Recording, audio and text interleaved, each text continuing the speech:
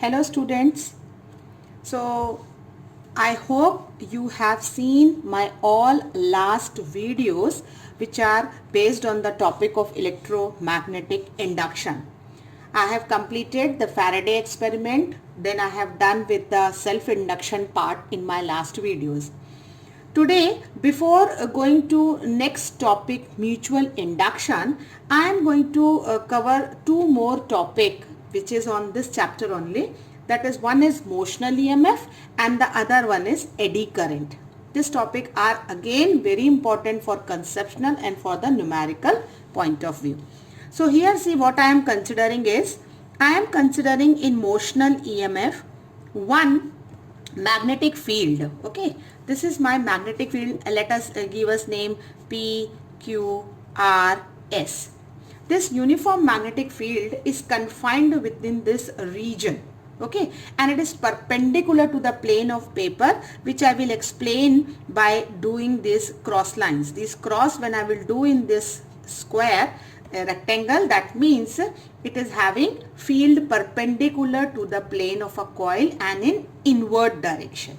Okay, in this I am going to keep one coil or a rectangular coil, we can say, which is moving with velocity v, and I am going to take this name of the coil is suppose A, B, C, D, and it is moving because motion is must when you have to induce the current. This already we have seen. So when I am going to take one rectangular loop or coil which is going to move inside and outside, it is movable inside and outside, and I have to find out that what is the current induced in the coil. So before that I have to find out what is the induced EMF, isn't it? Let us take this L. Here you have to little bit you have to be careful कि here I am taking this L is the length of one arm AD. Coil का जो एक arm है AD, उसकी length मैंने L ली है, और जो आपका एरिया अंदर बाहर हो रहा है उस पोर्शन को मैंने जो लिया है, सिर्फ उस पोर्शन को जो फील्ड के अंदर है कॉइल का, that I have taken as x.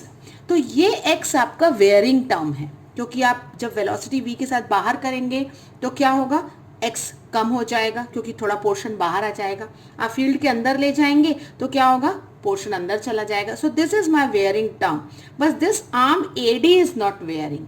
तो हमारा जो AD है लूप वो L है, and the region which is inside the magnetic field वो कितना है, x है. तो अगर मैं एरिया निकालना चाहूं, किसका एरिया निकालूंगी, area of coil which is inside the magnetic field, isn't it? तो अगर मैं वो एरिया निकालना चाहूं तो let it be small area element ds. तो ds क्या होगा, L इंटू x होगा.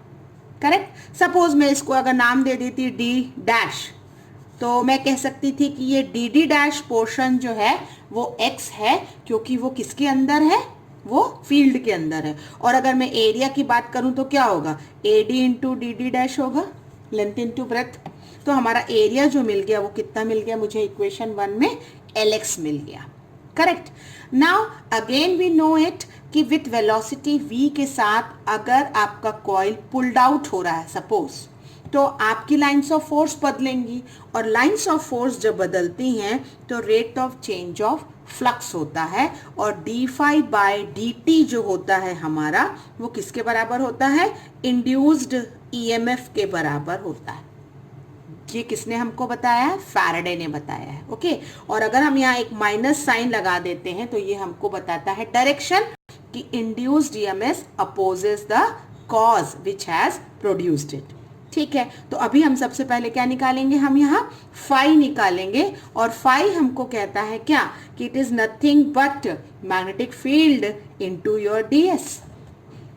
क्यों मैग्नेटिक फील्ड इनटू ds, क्योंकि मैग्नेटिक फील्ड B तो ओवरऑल है, यूनिफॉर्म है, और ds हमारा change in area with in the field है.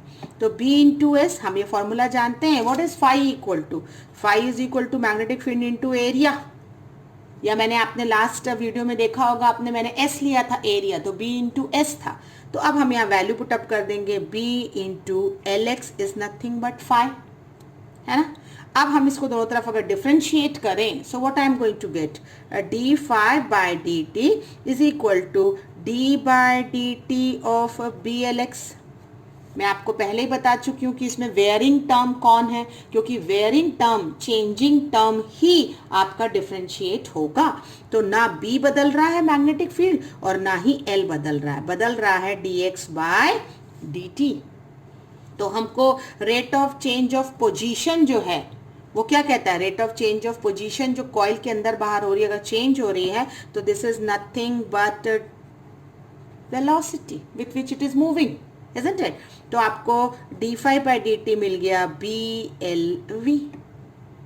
Now see, फैराडे ने हमको कहा है कि E is equal to minus d5 by dt। अभी हमने कहा कि d5 by dt is nothing but BLV। So this is my formula for motional EMF, which is very important for numerical point of. So after the motional EMF, the second topic which I am going to start is eddy current. Okay. Actually what we have seen that whenever the magnetic flux linked with the coil changes, जब भी magnetic flux या lines of force बदलती है, then induced EMF is set up, है ना। induced EMF होता है और अगर induced EMF है तो हम induced current भी निकाल सकते हैं। लेकिन but Foucault, another name came, Foucault, okay. उन्होंने फाइंड आउट किया कि जब magnetic flux linked with the metallic conductor changes, क्या ले रहे हैं आप, वो मेटेलिक कंडक्टर्स ले रहे हैं, ठीक है, कॉइल या लूप नहीं है जो अभी तक हमने कहा। अब वो क्या कह रहे हैं, मेटेलिक कंडक्टर्स ले रहे हैं। उस केस में उन्होंने कहा कि अगर लाइंस ऑफ फोर्स बदलती हैं then induced current are set up in the conductor in the form of closed loop. तो जो करंट इंड्यूस हो रहा है वो कंडक्टर के अंदर क्या कर रहा है, अपनी पोजीशन लेता जा रहा है, और वो कैसा है, इन द फॉर्म ऑफ वर्लपूल्स। जैसे हम पानी में पत्थर डालते हैं तो ऐसे रिपल्स क्रिएट होते हैं ना, एडीज कहते हैं उनको। So they are termed as eddy currents, ठीक है। और कई बार उनको फोकॉल्ट करंट के नाम से भी जाना जाता है।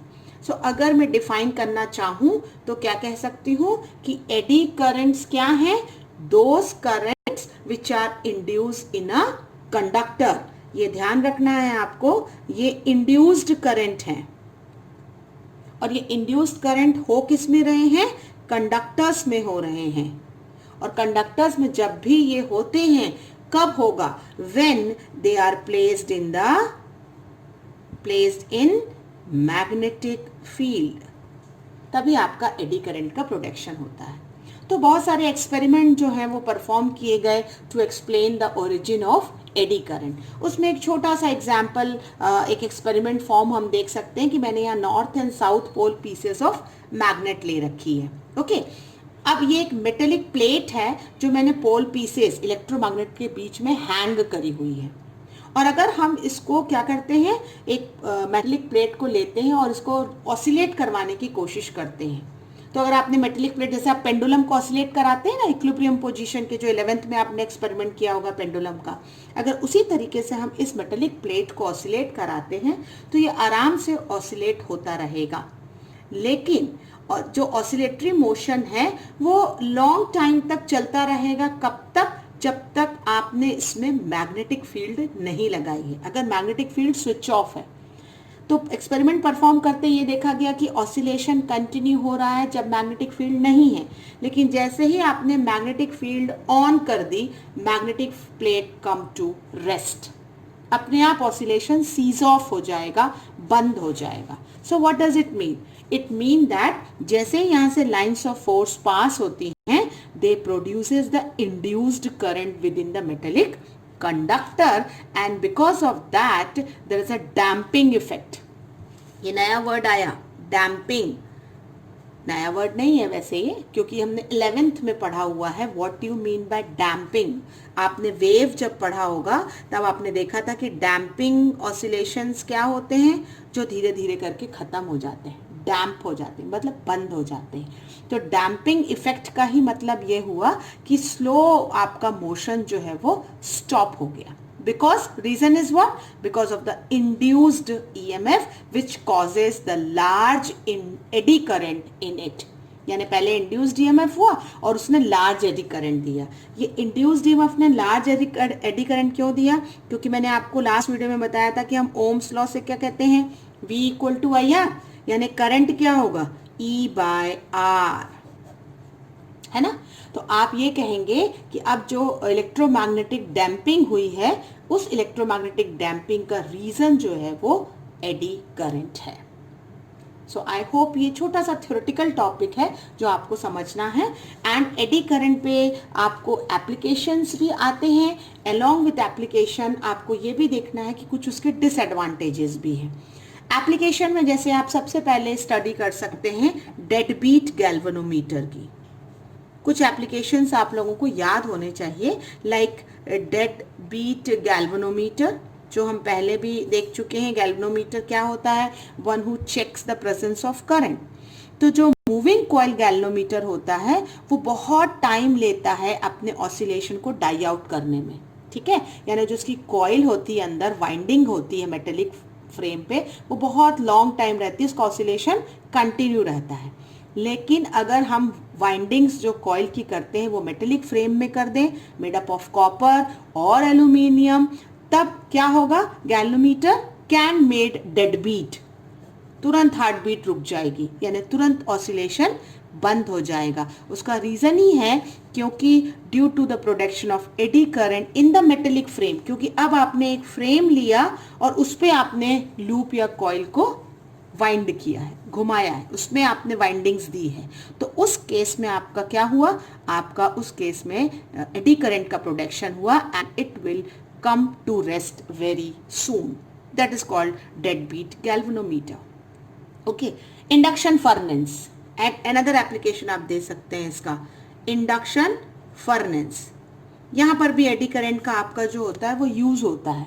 एक्चुअली इंडक्शन फर्नेस में क्या होता है, बहुत हाई टेम्परेचर है, very high temperature which is produced only due to the large eddy current.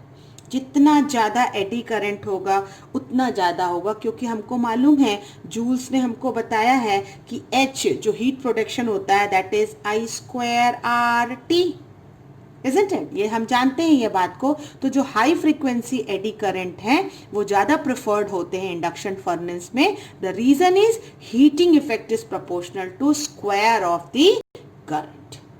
So induction furnace में production of high eddy current is again making use.